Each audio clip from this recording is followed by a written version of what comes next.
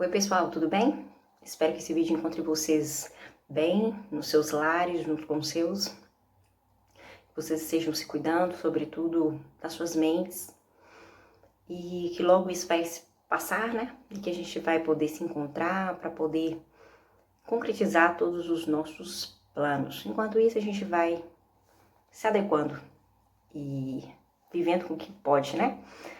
Mas vamos lá. Eu mandei para vocês no grupo os tópicos das matérias que eu entendo serem relevantes para que vocês possam estudar quanto à parte geral. Então, por favor, se atentem a esses detalhes. Tem alguns cursos oferecendo, inclusive, gratuitamente as matérias, então é interessante que vocês busquem online, tem gratuitamente, como eu disse, né? Tem, assim, vários cursos. Fica a critério. Pode me chamar que eu até passo algumas dicas para vocês sobre esses cursos. Eu acho importante se atentar a essas informações. Esses professores desses cursos maiores aí estão oferecendo isso através do Instagram. Tem bastante gente fazendo algumas oportunidades interessantes. Mas fica aí a dica para que vocês possam acompanhá-los, ok? No nosso último encontro, nós falávamos ainda sobre os crimes contra a vida, né? Uma matéria densa, é assim mesmo, é normal, essa parte é complexa, tem muita informação, então não se apavorem, é assim mesmo, tudo bem? Nós falávamos sobre os crimes contra a vida e nós falávamos sobre o crime de homicídio, falávamos da qualificadora do feminicídio. Discutíamos sobre o feminicídio e eu chamei a atenção de vocês para que não confundissem. O crime de homicídio, ele é autônomo, mas o feminicídio é uma qualificadora, portanto, ele faz parte, é integrante do homicídio, mas não é autônomo, tudo bem? Até aqui?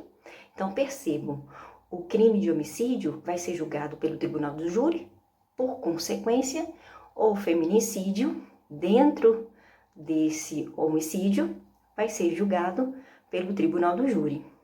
É ação penal, tudo bem? Incondicionada. E será julgado pelo tribunal do júri também, ok? Não confundam, não caiam nessa pegadinha para entender que é um crime de feminicídio. É um crime de homicídio qualificado pelo feminicídio. Ok até aqui? Então, tudo bem. Nós falávamos sobre a necessidade de entender que há o femicídio e o feminicídio. Então, não é qualquer crime que é cometido contra a mulher que necessariamente vai ser empregado a qualificadora. Nós precisamos nos atentar que a qualificadora do feminicídio só será empregado se nós tivermos observados a qualificadora por inteiro. Na verdade, o artigo vem trazendo, ele é autoexplicativo, não é isso? Inclusive, nós fizemos até a leitura desse artigo em sala de aula.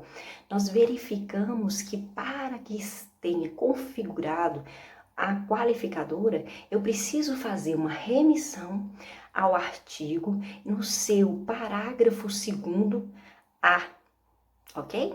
Na verdade, ele vem explicando, é uma norma penal explicativa, vem explicando, na verdade, o quê? Que para se considerar que há razões de condição de sexo feminino, aí a gente tem o inciso 1º, que vem explicando o que é violência doméstica e familiar. Aí nós fizemos a leitura do artigo 5º da Lei 11.340, que é a Lei Maria da Penha. Só que para vocês lembrarem, nós fizemos a leitura desse artigo e ali nós falamos sobre a não necessidade de haver coabitação. Lembra-se disso? Nós falamos sobre a questão do que era violência doméstica e familiar, falamos da não necessidade de coabitação. E ali nós fizemos a leitura ainda e diferenciamos do menosprezo ou discriminação à condição de mulher. E a colega disse, Meire, um exclui o outro. E aí eu disse, exato, na verdade nós temos circunstâncias diferentes, tudo bem? Então, na verdade, quando eu falo do feminicídio, eu posso ter circunstâncias diferentes violência doméstica e familiar, e eu posso ter no inciso segundo um menosprezo ou discriminação à condição de mulher, que na verdade eu nem tenho uma necessidade de ter uma relação afetiva. E aqui eu dei um exemplo que me coloquei no lugar. Imagine, por exemplo, que eu e um aluno na faculdade, e dei esse exemplo em sala de aula, queira que o professor de direito penal seja do sexo masculino. Imaginem vocês. E aí ele cometa o crime de homicídio justamente porque ele não aceita que a professora seja do sexo feminino. E em decorrência especificamente dessa situação, pratica o crime de homicídio. Incidirá sobre a sua conduta, de certo, que a qualificadora. Então não há a relação de afetividade, mas há certamente uma discriminação à condição de mulher. Ou ainda, há também situações, a gente pode citar N situações diversas. A questão do salário, a gente vê situações em que a mulher tem um salário menor, ou situações em que o esposo não aceita que a mulher trabalhe e comete o crime de homicídio, justamente por não aceitar que a mulher exerça a atividade. Tudo bem? Então nós temos situações nesse contexto. E aí nós estamos falando do sujeito mulher. Mas aí me vem uma situação que nós conversávamos na semana em que nós discutimos sobre crimes contra a mulher. Quem pode então ser o sujeito passivo no crime de homicídio com a qualificadora do feminicídio? Quem é o sujeito passivo? Quem é que pode ser a vítima aqui? Olha só, o artigo vem trazendo que o crime, então, é cometido em razão do sexo ser feminino. E aí, então, excluiria aquele transexual? Essa foi a pergunta que eu deixei vocês irem para casa com a dúvida. De certo que agora vocês já vêm com a situação, problema já resolvido até mim. Ou não? Porque de certo que vocês também já sabem que nesse momento a gente tem uma dualidade na doutrina. Se eu entender ou se eu seguir aquela doutrina que é mais rígida, eu vou entender que só vou seguir o critério biológico. E o critério biológico só entenderia que estaria ligado com o critério estritamente registro civil.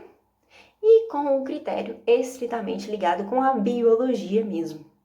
Mas se eu entender aquele critério mais flexível, o transexual, que se entende com a questão de gênero, que já mudou o nome no registro civil, que se entende enquanto mulher, o transexual, por certo, entenderia, se enquadraria nas questões relacionadas a feminicídio.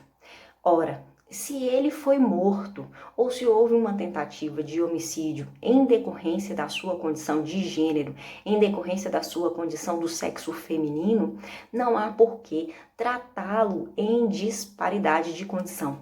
Então, essa doutrina mais flexível, que estamos falando de Sanches, por exemplo, já enquadraria, já aceitaria o enquadramento dos transexuais. Mas nós ainda estamos diante de uma doutrina um pouco mais tradicional. Ainda estamos mais tendenciosos àquela questão ainda voltada, infelizmente, a uma doutrina restrita à questão biológica. Tem se prevalecido, mas eu oriento a vocês, diante de uma prova aberta, tendenciar nos dois caminhos, caminhar nos dois caminhos, falar da doutrina moderna, certo, de Sanches, dessa possibilidade da questão constitucional, que assegura os direitos iguais, ok? Falar que não dá para tratar diferente os iguais, tudo bem? E falar da questão doutrinária mais rígida, que ainda é voltada para o entendimento biológico. É necessário falar desses dois entendimentos. E é esse o que tem se prevalecido, o entendimento biológico por hora. Mas realmente precisa sim entender quanto a esse detalhe. Há uma colega, inclusive, fazendo uma pesquisa nessa seara na faculdade. Ela vem levantando esses temas polêmicos, mas chega ainda nessa seara que não tem uma discussão firme nos tribunais, não tem entendimento muito claro, embora nas consultas que a gente faz no Google, né, a gente percebe que nos casos concretos, há muitos casos concretos como esse, de transexuais que são mortas em virtude da condição de gênero, e não há como, em casos concretos, não tratar dessa maneira. Só que a gente ainda não viu essas discussões chegarem nos tribunais superiores, pelo menos não nessas oportunidades. Então não dá para falar que tem um entendimento consolidado ainda. Então é essa a dificuldade. Então fale sobre essas duas posturas. Tudo bem? Então não se esqueçam de fazer a remissão ao artigo 5º da Lei 11.340 de 2006, que é a Lei Maria da Penha, e falar sobre essa discussão do sujeito passivo. Então percebam, senhores, o sujeito ativo, aquele que vai praticar o crime, pode ser qualquer pessoa. Então eu, Mary Ellen, posso matar uma pessoa e responder, posso matar uma mulher e responder pelo crime e enquadrar nessa qualificadora de feminicídio. Tudo bem? Pode ser um homem ou uma mulher. Mas aquele sujeito passivo, ou seja, a vítima, só pode ser mulher. E o critério que tem se utilizado predominantemente ainda é o biológico. E aí vem a ressalva dos transexuais, que é essa a discussão doutrinária que eu sugeri para vocês realmente discutir, que é uma discussão importante para ser falada, ok? Isso é importante de dizer, não deixe de fazê-lo. Fica a dica aí da professora. Uma outra possibilidade de discussão bacana também quanto ao feminicídio é o enquadramento que foi feito pelo legislador do aumento na penalidade. Olha só que legal. Percebam, o legislador trouxe um aumento na pena para algumas situações específicas. Olha só, o legislador trouxe esse aumento em uma situação muito peculiar. Se o sujeito ativo souber que a vítima está grávida, esse legislador conferiu para a gestante, aliás, para a gestante e para o feto, não tão somente, né? Para o feto, uma proteção muito peculiar, desde a concepção até 3 meses após o parto. Essa gestante e esse feto ficam protegidos. Olha só, a pena vai ser aumentada de 1/3 até metade se esse sujeito vier a matá-los. Olha só, se o sujeito matar esse feto, sabendo que essa mulher está grávida, esse sujeito vai responder pelo crime de homicídio com a qualificadora do feminicídio e ainda responderá conjuntamente pelo crime de aborto. Olha que bacana. O crime de aborto, vocês ainda não estudaram nas nuances, mas vocês já viram algumas questões específicas. No início das nossas conversas, das nossas aulas, alguém me perguntou: Mary, qual que é a importância de saber qual que é o início da vida? E eu falei, acho que foi André ou foi Isaac, e eu disse o seguinte: é importante saber o início da vida porque se eu souber qual que é o início da vida, eu vou saber diferenciar se eu estou falando de um crime de homicídio, de infanticídio, ou se eu estou falando de um crime de aborto. Por isso que eu tenho que saber se eu estou falando de uma vida intra ou extra-uterina.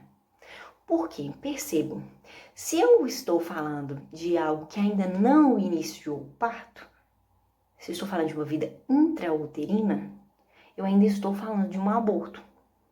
Se eu estou falando de vida extrauterina, eu estou falando de um homicídio ou de um infanticídio. Essas noções, eu tenho certeza que vocês já sabem, porque a gente já falou sobre isso. Se não sabem, volta lá no caderninho, dá uma rememorada, tudo bem? Mas vamos lá. Aqui nessa situação, a mulher está gestante. A proteção é desde a concepção. Está gravidinha? O sujeito sabe que ela está grávida? Então, foi lá, matou. Se matou, a mulher não consentiu. Tá gravidinha? Ok. Vai responder então pelo aborto, ok? Sem o consentimento. Artigo 125. Cumulado então com o artigo 121, ok? E vai responder também pela qualificadora do feminicídio. Se ele tinha dois desejos, dois desígnios autônomos, cada desejo separado. Então ele vai responder no artigo 70. Os desejos dele eram autônomos, então artigo 70, imperfeito, tudo bem? Responde pelos dois. É dessa maneira, pelos desígnios autônomos de maneira imperfeita. Vai responder pelos dois. Então o legislador teve essa preocupação. A outra parte do artigo vem trazendo a preocupação ainda pelos 3 meses posteriores. Meire, por que 3 meses? Porque para o legislador e para a biografia, para os entendimentos, os 3 meses é quando o bebê está mais propício, mais dependente da mãe. Então o legislador quis ainda proteger esse bebê nesse período. Então protege-se ainda nesse tempo. A literatura fala que nesses 3 primeiros meses, o bebê ainda é o tempo que estaria como se ainda dentro da barriga da mãe. Então preocupa-se nesses 3 meses. Aí a penalidade seria maior, então requeriria uma penalidade de 1/3 até metade. A outra forma de se penalizar ainda é quando esse crime é cometido contra menores de 14 anos, maior de 60, ou se essa mulher tem algum tipo de doença. Essas doenças são doenças degenerativas e que essa doença que acarrete algum tipo de limitação. Pode ser mal de Alzheimer, Parkinson, até diabetes, qualquer tipo de doença que possa realmente limitar algum tipo de defesa, entenderam? E aí realmente vai incidir essa causa de aumento. A outra hipótese é quando esse crime é cometido de maneira que seja na presença de descendentes ou ainda de ascendentes. E essa presença, pessoal, não precisa necessariamente ser uma presença física. Pode ser uma presença virtual. E aí eu quero que vocês entendam que essa presença pode ser através de áudio, vídeo, Skype, e aí infinitas possibilidades, tudo bem? Isso aí é importante, porque no mundo que a gente está vivendo globalizado, estava acontecendo muitos casos através de áudio, né? Aconteciam os crimes, gravavam também muitos vídeos, circulavam na internet, e aí gravava-se tudo e acabava, e circulava, e a punibilidade acabava que não se conseguia ter uma punibilidade proporcional ao crime. Só com base no artigo 59 não era possível majorar o crime da maneira necessária. Eu expliquei para vocês lá na primeira aula como que se fazia a dosimetria da pena, claro, de maneira superficial, que não dava para fazer em uma aula, algo que se faz quase que em um semestre. Mas de certo que deu para vocês pelo menos pincelar ali alguma coisa. A gente não consegue fazer uma dosimetria com base no artigo 59 somente. Tem que ser realmente com base na pena. E aí, com essa majoração, possibilitam muito, entendeu? Uma outra possibilidade também importante foi realmente com relação ao descumprimento das medidas protetivas. Por quê? A Lei Maria da Penha, ela traz uma diversa gama de possibilidades de decretação de medidas da Lei Maria da Penha. Mas o que acontecia? Fixava essas medidas protetivas, vocês ainda não tiveram a legislação extravagante. Mas quando há algum tipo de agressão, a mulher requer a medida protetiva, faz um julgamento para ver se uma uma prévia, né, para ver se realmente há algum tipo de risco. Se tem algum tipo de risco, realmente delibera-se e fixa algum tipo de medidas protetivas. Há algumas que são possíveis, por exemplo, afastamento do lar, a restrição de algum tipo de porte de arma, restrição de contatos de comunicação de qualquer tipo de meio, algum não contato com as testemunhas, não contatos com os descendentes, vários tipos. A aproximação com a ofendida, né, que é a própria vítima. Essas são alguns tipos de medidas protetivas. Aí o que acontecia? O ofendido, aliás, a ofendida, ela tinha a medida protetiva, a Lei Maria da Penha fixava essas medidas, o ofendido, o agressor, descumprir essas medidas, a Lei Maria da Penha ela tem uma penalidade, mas ela é branda e ficava por isso. Assim, respondia pelo crime de homicídio, respondia por uma penalidade específica, mas era muito pouco em compensação com o crime de homicídio. O que o legislador fez? Trouxe uma penalidade muito mais gravosa. Percebam que a gente tem de 1/3 até metade da pena. Então a gente tem uma penalidade muito grave, se a gente considerar aí que o crime de homicídio ele parte de 12 anos, né? Então percebam que já é, assim, muito mais gravoso. Então se o sujeito estiver diante dessa situação, e aí o artigo ela vem trazendo justamente nesse sentido, né? É específico, se descumprir as medidas protetivas que estão no artigo 22, inciso 1º, 2º e 3º, que são em suma, façam uma leitura desse artigo da lei, né? 11.340, que são em suma essas que eu falei, mas claro, não esgotei todas elas, mas em suma são essas. Se o sujeito descumprir qualquer uma delas, quando do cometimento do crime, além de responder pelo homicídio qualificado, ele vai responder também por essa majoração da pena, tudo bem? Aí fica certamente um crime com uma penalidade muito mais gravosa, o que é importante também. Uma outra questão, aí, gente, uma ressalva. Eu disse que tem a penalidade na lei, né? Específica autonomamente. Mas é óbvio que ele não vai responder pelo crime majorado aqui, mais a Lei Maria da Penha, não. Ele responde por essa majorada aqui e não responde pela Lei Maria da Penha, senão seria bis in idem, ele não vai responder pelas duas penalidades. Na verdade, responde só por sob pena realmente de bis in idem. Um outro detalhe específico, muito importante, quanto ao feminicídio, que eu quero chamar a atenção de vocês, é quanto à natureza da qualificadora. O feminicídio, ela tem uma natureza que para vocês podem até confundir.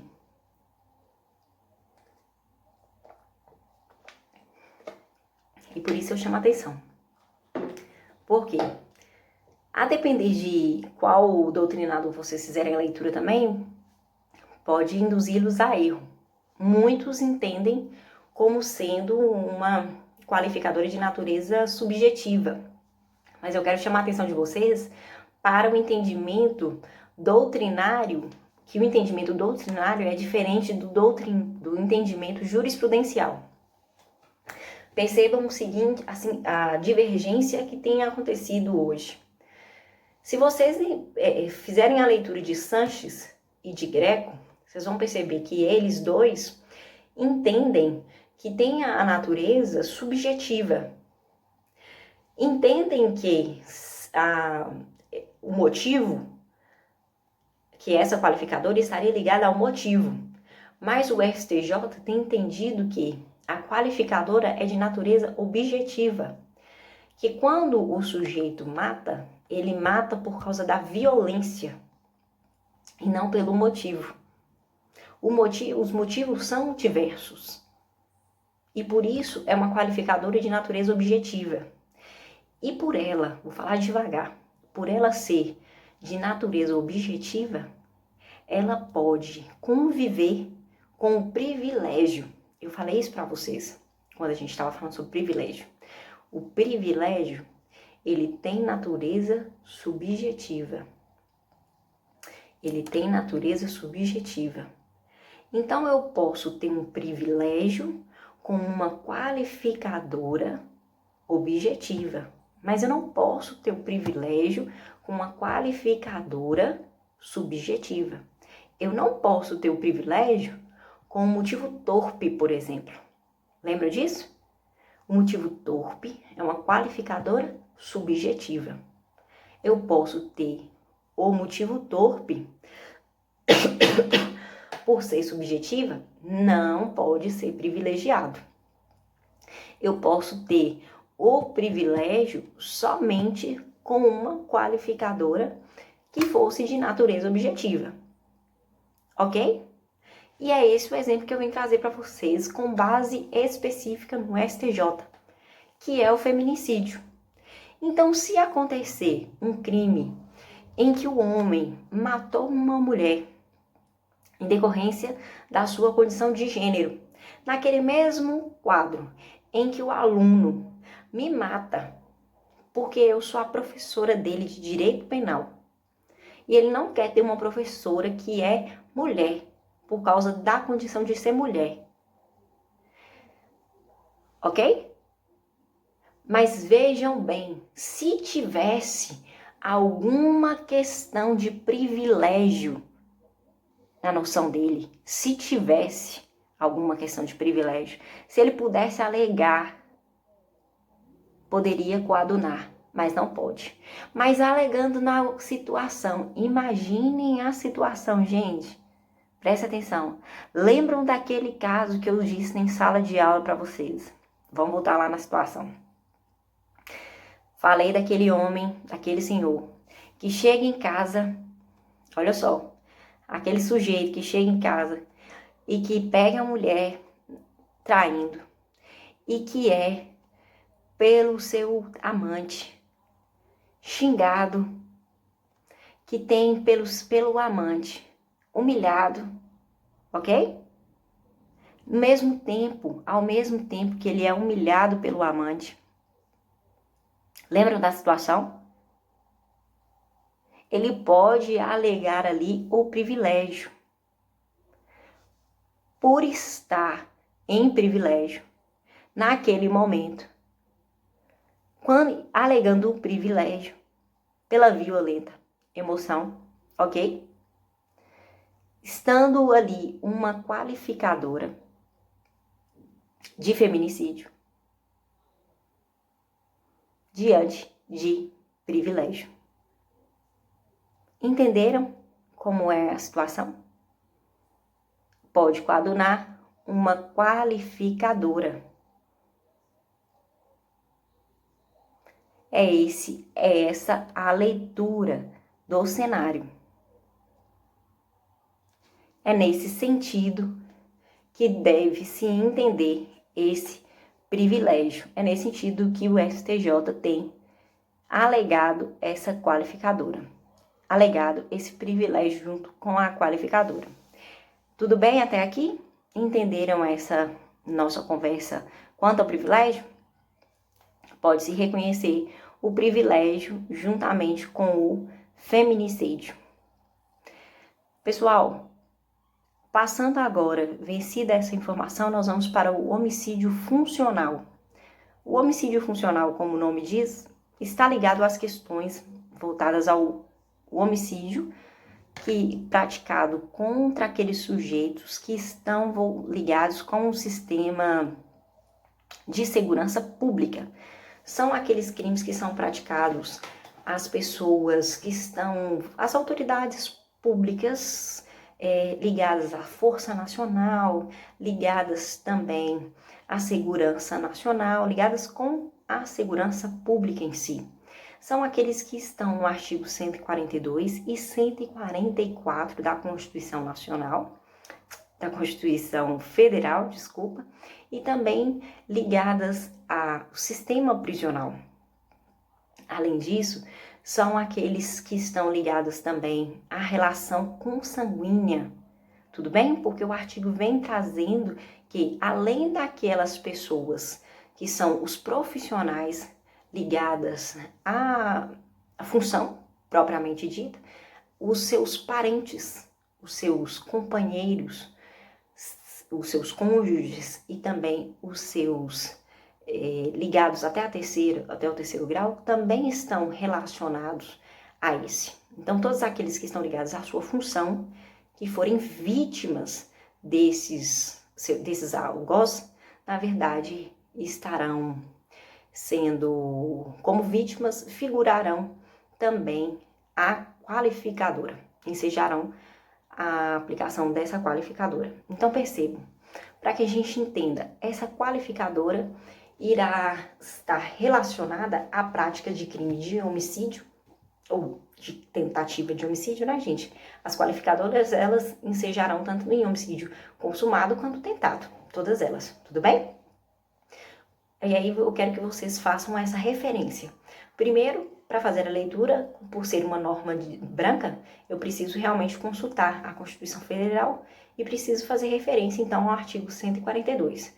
No artigo 142, quando eu for fazer a leitura, eu preciso entender o que são as Forças Armadas. Então, as Forças Armadas realmente estarão ligadas aí ao Exército, à Aeronáutica e também à Marinha, tudo bem? Tomem nota, para que vocês não se esqueçam. E o artigo 144, ligado às polícias. As polícias, escrevam por favor, Polícia Federal, Polícia Rodoviária Federal, Polícia Ferroviária Federal, polícias militares, polícias civis, corpos de bombeiro, e acrescentem aí, por favor, as guardas civis, que é uma pegadinha também, porque estaria aí no parágrafo 8º. Quero que vocês acrescentem a essa informação os integrantes do sistema prisional. E a esses integrantes do sistema prisional, integra todos, tá bom? Não só aqueles que estão diretamente ligados a esse sistema. Toda a comissão dos exames criminológicos, todos do sistema prisional, inclusive os novos, os policiais, a polícia penal que foi nova constituída recentemente, também integra esse sistema prisional. Anotem ainda a Força Nacional de Segurança Pública, que é aquela polícia constituída pelas polícias, pelo alto escalão das polícias e bombeiros, os grupos de elite, né, na verdade. Tudo bem? Esses são os links das polícias que contemplam essas forças. E aí eu quero chamar a atenção para uma dica. Pergunta-se os aposentados se contemplam esse rol. Uma dica para vocês. Pessoal, há uma divergência, mas é quanto ao tempo. A divergência é o seguinte. Os aposentados, a divergência é se, quando eles se aposentam, se eles se enquadrariam ou não. É quanto à vítima, tá? A preocupação do ensejamento dessa qualificadora é se, no tempo em que foi praticado esse crime, se a vítima, se vai ser aplicada ou não àquele sujeito. Olha só, a divergência é quanto ao seguinte. O entendimento é divergente a seguir. Imagine a seguinte situação. Se o sujeito trabalhava, imagine que hoje, se esse sujeito estava trabalhando, hoje é o último dia de trabalho dele, ele apreende drogas e prende um sujeito. Aí passa-se um tempo, imaginemos que passe um decorrer de 5 anos. Essas pessoas saem, o encontra e o mata. Ele já não é mais, não está mais ativo, está aposentado. Tudo bem? A dúvida é, nesse momento, vai ensejar ou não a qualificadora aquela pessoa que comete o crime? Aí a divergência. Parte entende que aplica qualificadora. Outra parte entende que não aplica qualificadora. Por quê? Naquele momento em que ele falece, ele já não é mais autoridade. E a qualificadora é homicídio funcional enquanto autoridade. Muitos entendem que não se aplica, porque não é mais autoridade. Outros entendem que se aplica. E aí não tem pacificação também sobre o assunto. Caminhe sobre os dois lados, fale sobre as duas possibilidades também, tudo bem? Se for alguma prova fechada, realmente vocês precisam se atentar ao qual doutrina que eles pedem para ler, ou qual tribunal eles falam para seguir. Que aí vocês dão uma lida no tribunal para ver qual que é o entendimento que tem se prevalecido, ok? Aí na minha prova, como eu sei da divergência, certamente se eu for cobrar quanto a isso, eu vou pedir para que vocês abordem a divergência. Tudo bem, pessoal? Porque eu não iria cobrar uma questão realmente fechada quanto a esse tema que eu sei que não há um entendimento consolidado, pacífico sobre o assunto. Quanto a um outro detalhe que eu quero que vocês se atenham, é que essa questão é específica aos detalhes funcionais. Então percebam, eu estou falando de uma questão funcional, né? Então eu falei da polícia. Imaginem, se eu estou falando de um policial rodoviário federal, mas ele foi morto em decorrência de uma briga. E o que eu quero chamar a atenção de vocês é o seguinte, porque precisa se atentar a um detalhe. É ligado realmente à questão funcional, pessoal. Se a gente está falando de um policial militar, qualquer que seja o policial, se for ligado a questões relacionadas a, por exemplo, a esposa, ele está em atividade policial, está exercendo a sua atividade policial, mas o crime foi exercido no dia do seu trabalho, na hora do seu trabalho específico, mas foi em decorrência de um desentendimento em virtude de uma relação extraconjugal, por exemplo. Não está ligada à sua atividade policial, está ligada à sua atividade funcional. Então, de certo que não vai ensejar a qualificadora. Ele estava por outros meios, por outra atividade, então não está ligado. Ele estava fora da sua atividade funcional, estava no seu dia de lazer, mas foi morto por causa do seu trabalho, por causa de uma apreensão de drogas, por causa que prendeu alguém, tudo bem? Vai ensejar a qualificadora. Então isso vocês precisam estar sempre atentos. Está ligado à sua questão funcional? Vai ensejar a qualificadora, ok? Fiquem ligados a esse detalhe. Da mesma forma, com relação ao parentesco, com relação ao seu cônjuge, vai estar ligado também aos seus parentes. Então, sempre vai estar ligada à sua questão funcional, da mesma forma. Tanto a questão direta aos policiais, à Força Armada, a todos, né, aquelas pessoas que realmente estão na linha direta, tanto as questões dos parentes estão sempre ligadas às relações funcionais. Então, somente vai estar relacionada a questão ao cônjuge, ao companheiro, ao parente consanguíneo, se primeiro estiver relacionada, quiser atingir a questão funcional também. Vai ter que se atentar também a um detalhe fundamental, é restrito, não passa do terceiro grau, não passa da relação consanguínea, não tem relação de afetividade, não tem nenhuma relação de pessoa adotada, por exemplo. Então, o filho adotivo não participará. Percebam, se tiver algum tipo de retaliação, tiver um crime de homicídio e, para tanto, tenha sido feito contra um filho adotivo, não vai ensejar a qualificadora, porque é vedado a analogia em Malam Partem. E aqui não vai ter aquela interpretação analógica, já é consolidado. A doutrina maçom vai entender dessa forma, a jurisprudência da mesma forma, é vedado nesse caso, não se admite a analogia em Malam Partem. E aqui nesse caso é entendimento já consolidado, tá bom? Então realmente pode ir sem dúvida nos entendimentos aqui já tá pacífico, que não vai ensejar. Outros detalhes que eu quero realmente só ponderar com vocês para que a gente não se esqueça é com relação realmente a um detalhe específico.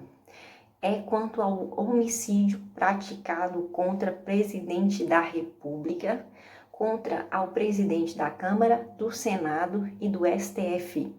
Se forem crimes praticados contra essas pessoas em específica e a motivação for política, anotem, não vai ser julgado com base no Código Penal. A lei é clara, vai ensejar o artigo 29 da Lei 7.170, de 83, tudo bem? Então, motivação política não vai ensejar o Código Penal. É Lei 7.170, de 83, artigo 29. Tudo bem, pessoal? Essa é uma restrição que vocês precisam saber, só mesmo se tiver motivação política. Tudo bem? Lembrando também, ação penal pública incondicionada para o que a gente estava tratando até aqui. Eu falei para vocês no início da aula e quero reiterar para que vocês não se esqueçam. Agora a gente vai tratar sobre o homicídio culposo. Nós estávamos tratando até então sobre o homicídio doloso, quando há a intenção de matar, tudo bem? Nós falamos sobre o animus necandi, falamos sobre a intenção, o dolo específico, né? Quando se tem realmente a vontade, o dolo direto, ou ao menos o dolo eventual de se matar. E agora a gente vai falar sobre o homicídio culposo, que é quando aquele sujeito, ao menos quando o sujeito não quer, né, realmente se praticar a conduta, ele não quer e nem aceita aquela conduta, mas ele, na verdade, ele não toma a cautela, ele se precipita realmente na conduta e acaba produzindo aquele resultado, ele provoca com a sua conduta o resultado. E aí, ele vem a responder por sua conduta, porque ele tem, pela conduta, quando ele se manifesta, de maneira imprudente, negligente ou mesmo de maneira imperita. E aí ele vai responder da maneira da sua culpabilidade. Então nós estaremos estudando a partir de agora o homicídio culposo. É aquele que a gente realmente vai estudar. A imprudência, negligência ou a imperícia. A imprudência está ligada à precipitação, quando a pessoa está muito afoita. A imprudência, ela realmente está muito diante, concomitante à ação, quando a pessoa pratica a conduta. É algo positiva, é algo que está ali, da pessoa realmente conduz alguma situação, um veículo em alta velocidade, algo nesse sentido. Já a negligência é quando a pessoa ela não presta atenção, ela não toma a cautela devida, a precaução, ela é diferente da imprudência, tudo bem? Na verdade, ela não toma a cautela necessária antes de iniciar a conduta. E a imperícia, nós já sabemos, vocês já sabem porque vocês já me falaram isso em sala de aula, que é a falta de aptidão técnica para a prática de arte ou de profissão. Tudo bem? Um detalhe que eu penso que é importante a gente falar aqui é que a gente precisa diferenciar. Nesse módulo da nossa disciplina, nós não estamos tratando do homicídio culposo do trânsito. Nós não estamos tratando daquele que está conduzindo o veículo automotor, ok?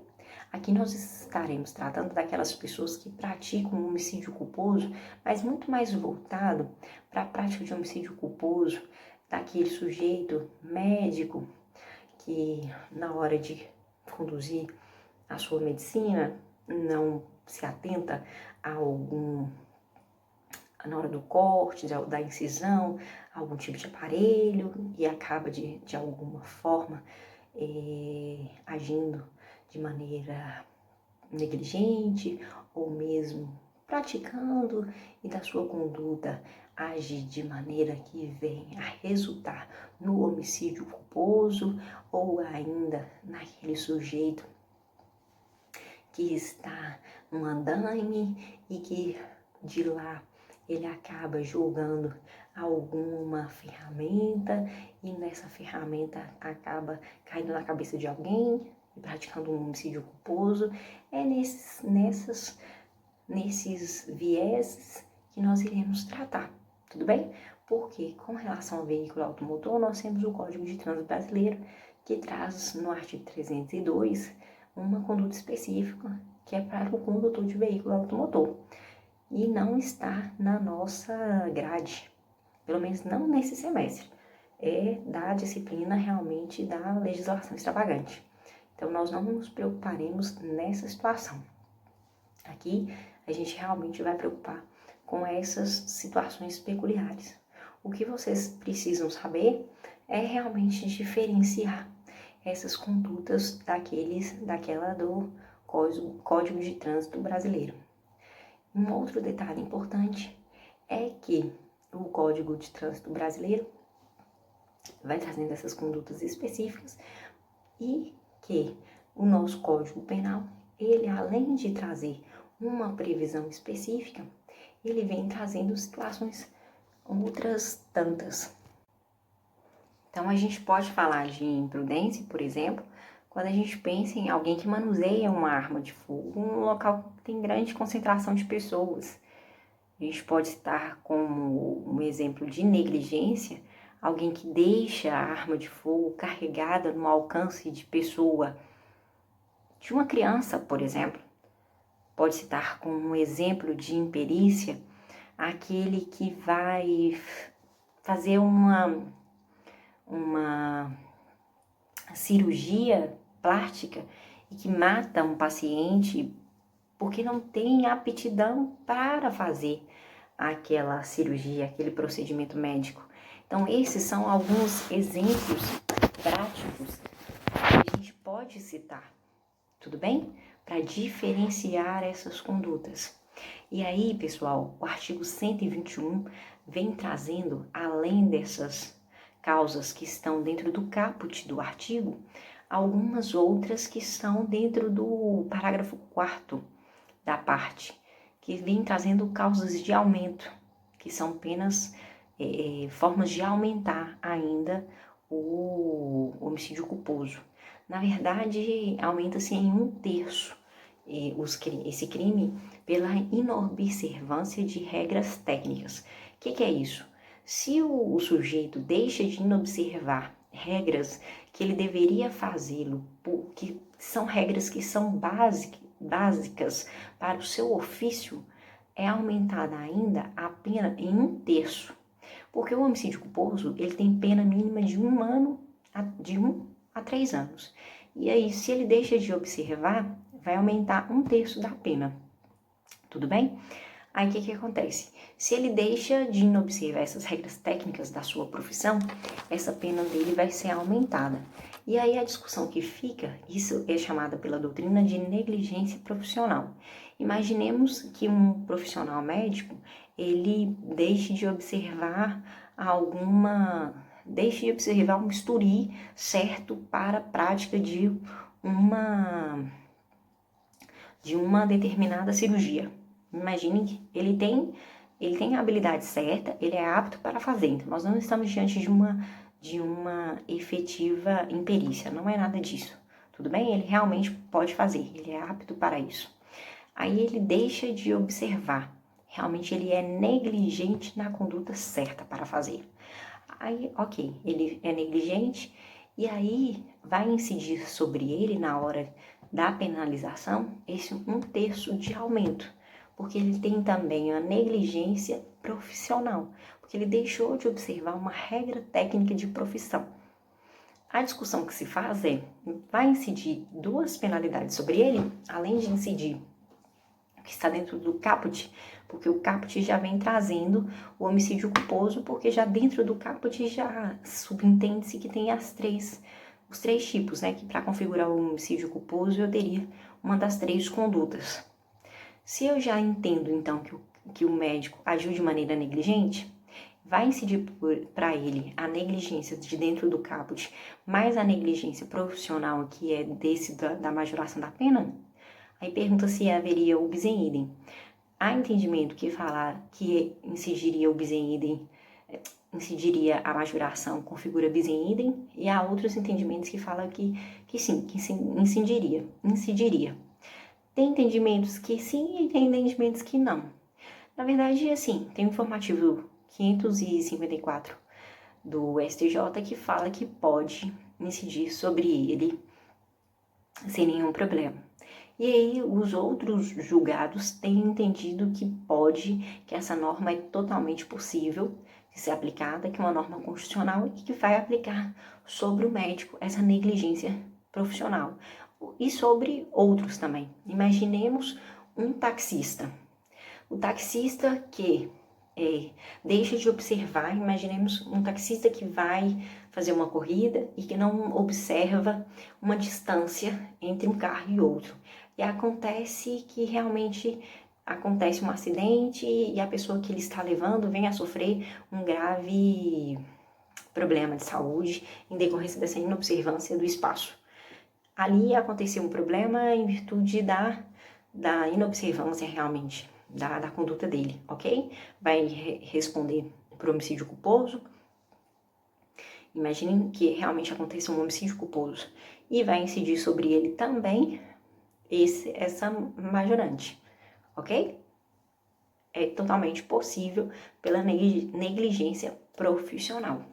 Então, pode incidir sobre qualquer tipo de arte ou profissão. Os exemplos que eu dei são só mesmo para que vocês possam clarear a mente de vocês. A outra parte é deixar de prestar imediato socorro. Quando as pessoas se envolvem em acidentes, eles devem prestar imediato socorro à vítima, independente do acidente. E aqui eu devo chamar uma atenção. Aqui eu devo fazer uma leitura concomitante. Eu tenho que prestar imediato socorro à vítima, não procurar dirimir consequências do ato. Se eu não prestar socorro imediato à vítima, eu devo, ao menos, procurar dirimir as consequências do seu ato. Imagine só que se eu não prestar socorro imediato, eu devo, pelo menos, procurar dirimir as consequências do meu ato. Como? Ligando para alguém próximo, porque se eu não prestar imediato socorro, por causa das condições do tempo, porque eu fiquei com medo de ser linchada, eu tenho que realmente, de alguma forma, no próximo ponto que tiver lá próximo, ponto policial, de alguma forma eu tenho que efetivamente prestar imediato socorro. E imaginem só, o fato de alguém prestar socorro a essa vítima, por si só, não afasta a minha responsabilidade.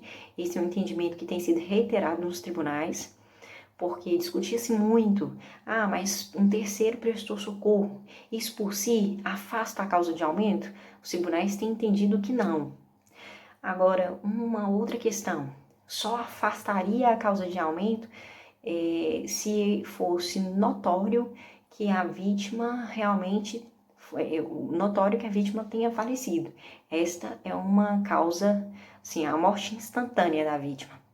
Só afasta se for evidente que o óbito tenha acontecido. Porque se for alguma questão que tenha que se constatar por exames clínicos, também não se afasta. Então, a gente precisa ter uma ressalva muito importante com relação a essa causa de aumento, tudo bem? Isso é interessante realmente esse nosso olhar, porque em muitos acidentes, por causa da gravidade do acidente, as pessoas tendem a não prestar o socorro, imaginando que aquela pessoa tenha realmente falecido.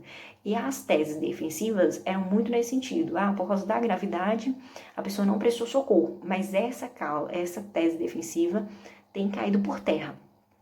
Não tem se conseguido afastar a causa de aumento, informando justamente isso, que só em caso de constatado óbito, evidente mesmo, é que se afasta a causa de aumento. Então, prestem bastante atenção com relação a esse detalhe, para que vocês não tenham problemas, ou que seja quanto à tese defensiva, ou que realmente que seja na hora da denúncia, tudo bem? Para que vocês consigam amarrar direitinho aí as denúncias de vocês. Com relação a afastar-se do local do crime e não pedir auxílio da autoridade, realmente tem-se a questão do aumento de pena, né, que para dirimir as questões, as consequências do crime, e a fuga para evitar a prisão. Essa é uma questão muito complexa. Durante muito tempo, falou-se muito sobre a não autoincriminação. Em 2018, teve um julgamento pelo STF, o julgamento do artigo 305 do Código de Trânsito Brasileiro, e aí tem repercussão geral. O Código de Trânsito fala sobre a não autoincriminação, falando da possibilidade da pessoa realmente não ficar no local, e foi entendido que, embora tenha direito ao silêncio, tem algumas ressalvas. E aí, pessoal, é importante o seguinte: se você não vai permanecer no local, você tem que ter um entendimento. Você vai permanecer no local, mas corre um sério risco de ensejar aí essa majorante. Por quê? Tem-se entendido que a majorante é constitucional, porque não tem algumas, embora você tenha direito ao silêncio, não permanecer no local quer dizer que você não tem escrúpulos. Esse é o entendimento que tem prevalecido.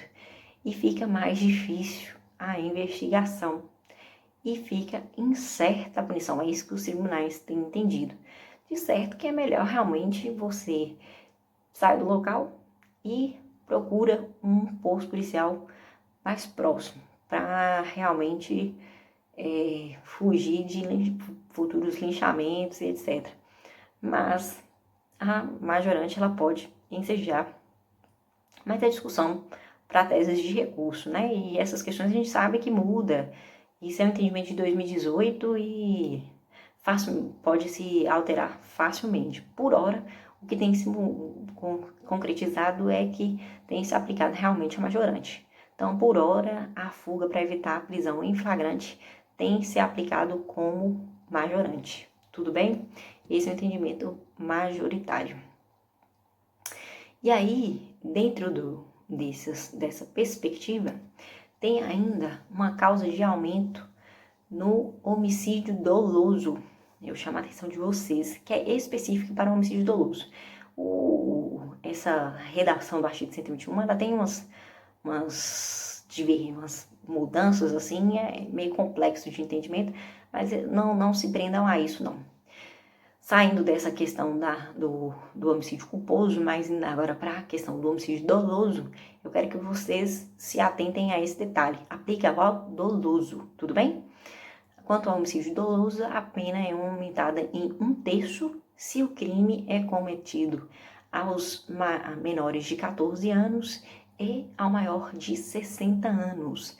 Então, somente a isso, tá bom? É diferente lá do feminicídio, que são aquelas questões todas que eu falei, menor de 14, maior de 60, os degenerativos, lembra? Aqui, quanto ao doloso, que é geral, específico, que é aquelas todas que a gente falou, as qualificadoras específicas, aqui é causa de aumento para todas as qualificadoras. Aquelas outras que eu disse são específicas para o feminicídio. Então, essas, para o homicídio doloso, como geral, regra geral, pessoa menor de 14 e maior de 60. Tudo bem, gente? Coloca essa observação aí, tudo bem? Anotem por gentileza. E aí, saindo desse remeleixo todo, eu quero falar ainda para vocês quanto ao perdão judicial. Esse perdão aqui, pessoal, não confundam com outros tipos de perdão. Esse perdão é aquele perdão muito voltado para os crimes, cometidos com o que a gente estava falando há pouca hora, os crimes culposos. Imaginem vocês o pai que atropela um filho, ou ainda, imaginem vocês uma pessoa que se envolva em um crime que sofra tanto, fica com uma consequência tão gravosa que ele nem precisa ser punido. Uma pessoa que fica com uma perna amputada. Aí o juiz, com a sua benesse, sabendo das consequências que são tão gravosas, ele tem a possibilidade de extinguir a punibilidade, vejam só. Isso é chamado do perdão judicial. Está lá no artigo 121, parágrafo 5º do artigo 121. Leiam, por gentileza, está lá dentro do artigo que a gente está trabalhando. Percebam que o artigo versa sobre o perdão judicial, que é aplicado especificamente ao homicídio culposo. Estão somente aqueles que são tão gravosos que a pena realmente se torna, assim, ínfima. É pequena, é bagatela, é imprópria, considerada a situação. Então, o legislador, ele fala assim, olha, considerando a situação que é tão grande a situação, a pena vai ser tão pequena, então, ao julgador, eu vou dar a possibilidade de extinguir a punibilidade. Então, ele vai extinguir, com base no Código Penal, do artigo 107, inciso 9º, então, a extinção da punibilidade, para quem quiser escrever, vai extinguir essa punibilidade, porque é muito gravosa. Tudo bem? Aí a gente vai ter, então, essa extinção da punibilidade por causa realmente do comportamento, por causa dessas questões todas aí. Escrevam, por gentileza. A situação, pessoal, ela não envolve nenhuma relação de parentesco. Não se enganem com relação a isso. Não precisa ter nenhuma relação de afinidade, proximidade, não é nada com relação a isso. É necessário realmente uma desproporcionalidade entre a situação e a penalidade.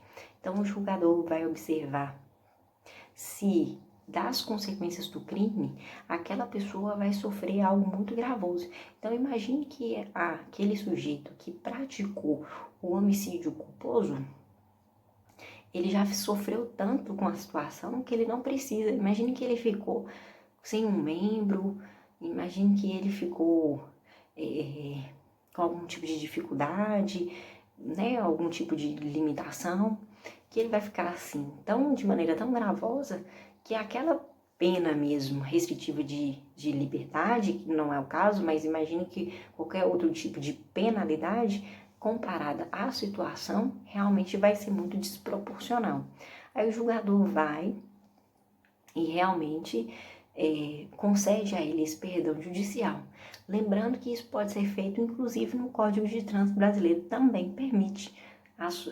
Pode-se o julgador, tanto no Código Penal, dar-se essa possibilidade do perdão e essa declaração de extinção da punibilidade é possível. Não fica com nenhum efeito condenatório quando tem-se essa declaração. Então, não tem nenhum efeito penal, nem extrapenal, tem-se realmente um perdão judicial, quando se aplica o perdão. Até aqui tudo bem? Espero que vocês tenham entendido. Só falta mais um detalhe para a gente finalizar o crime de homicídio, que é realmente, finalizando o parágrafo 6º, que é mais uma causa de aumento. E nisso eu quero que vocês prestem atenção a um detalhe importante. O artigo 6º, pessoal, vem falando sobre uma majorante que é aplicada ao homicídio doloso, simples, privilegiado e qualificado, quando praticado pela milícia privada, sob pretexto de serviço de segurança ou grupo de extermínio. Aqui eu deixei para falar de uma coisa importante para vocês, que é referente inclusive ao caput. Primeiro que eu queria fazer uma diferenciação com vocês no final, quando fosse falar aqui do parágrafo 6º. Um detalhe importante. Quando a gente vai tratar sobre crimes, esses crimes do artigo 121, a gente tem que fazer uma ressalva. Os crimes do artigo 121, em regra, nos qualificados, eles são crimes hediondos. Aqueles do parágrafo 2º, os qualificados, que são os mais gravosos, eles são todos crimes hediondos, ok? Então são crimes que têm uma penalidade mais gravosa. A lei assegura nesse sentido. A lei é extravagante. Os crimes hediondos, de certos que você já tem uma noção melhor, são crimes que têm uma punibilidade maior. A Lei 8.072 de 90 assegura uma série de punições, uma série de restrições, na verdade, mais gravosas a esses tipos de crimes. Então, vocês vão dar uma lida para mim, por favor, nessa lei, e vocês vão perceber que ela tem um rol, uns artigos taxativos de quais os crimes que fazem parte desses, que são específicos e que são crimes hediondos, que são mais gravosos. A progressão é mais difícil, livramento é mais difícil, tudo é mais difícil, tudo bem? E esses crimes que nós vimos, os dos artigos do parágrafo 2º, todos são. Então, torpe, fútil, os de meios de execução todos são. Feminicídio é crime hediondo. Todos que nós vimos aqui até agora são do parágrafo 2º, ok? Esses do crime funcional, esse da qualificadora funcional também é. Parágrafo 2º, todos, ok? Lembrem-se disso. Tem uma ressalva no caput. Lembrem-se disso. No caput, em regra, não é crime hediondo, mas tem uma ressalva.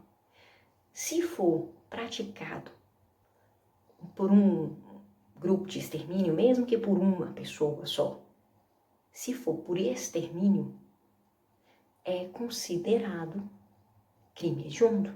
Tá lá, dentro do artigo 1º, dentro do inciso 1º da Lei 8.072 de 90. É essa ressalva que eu quero fazer para vocês. Isso é importante. Precisa lembrar, porque cai muito em prova. Mas, Meire, o que é grupo de extermínio? Por que eu preciso saber disso? Porque é o detalhe que eu queria que chegasse nesse artigo 121, parágrafo 6, para fazer a diferenciação para vocês. O grupo de extermínio, diferente desse grupo de milícia particular, eles são parecidos, mas eles têm algumas finalidades diferentes. Vejam bem, esse grupo de milícia, eles são pessoas, os dois, né? Na verdade, são pessoas que se reúnem.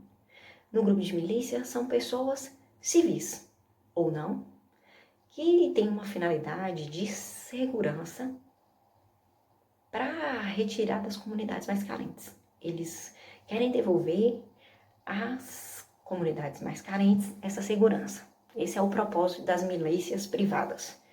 O objetivo inicial deles é esse, tudo bem? Aí, para isso, eles coagem essas pessoas e ocupam esses monopólios a partir de violência, de grave ameaça. São as chamadas máfias. Os exemplos das máfias. Essas são as milícias privadas. Já os grupos de extermínio, eles têm uma atuação diferente. Também são reuniões de pessoas, né? Eles se reúnem, só que eles são matadores. Os chamados justiceiros, que atuam realmente... Sabe a lacuna que o Estado deixa? Eles querem atuar nesse sentido. E eles querem realmente atuar para matar. E matam de maneira generalizada. Por isso que chama grupo de extermínio. Para matança, realmente. E eles matam, são chacinas de pessoas realmente. Aquelas pessoas que eles rotulam como marginais. ou perigosas. Essa é diferente. Então, mesmo se uma pessoa desse grupo, mesmo que mate só uma pessoa, se esse grupo matar apenas uma pessoa, tudo bem? E aí nós teremos um homicídio simples, fará parte do grupo de crimes hediondos, dentro do rol dos crimes hediondos. É essa a ressalva que eu quero fazer para vocês. E estará, de certo, dentro dos crimes, dentro dessa parte do aumento do homicídio doloso. Incidirá, portanto, esse aumento de pena previsto dentro do parágrafo 6º. É preciso que vocês se atentem a esse detalhe também. Por gentileza, se atentem a isso. Pessoal, eu queria que vocês fizessem a leitura dessas informações que eu passei para vocês. Não deixem de fazer. Dá uma leitura numa boa doutrina. Aconselho vocês fazerem a leitura de Masson, para que vocês deem uma recapitulada. Se tiver alguma informação que não entenderam, se tiver alguma informação que eu falei rapidamente que vocês não pegaram, qualquer informação que ficou em dúvida, qualquer coisa, me procure, eu estou às ordens, que a matéria é importante, é densa. No mais, eu estou à disposição de vocês. Um forte abraço. Fiquem com Deus.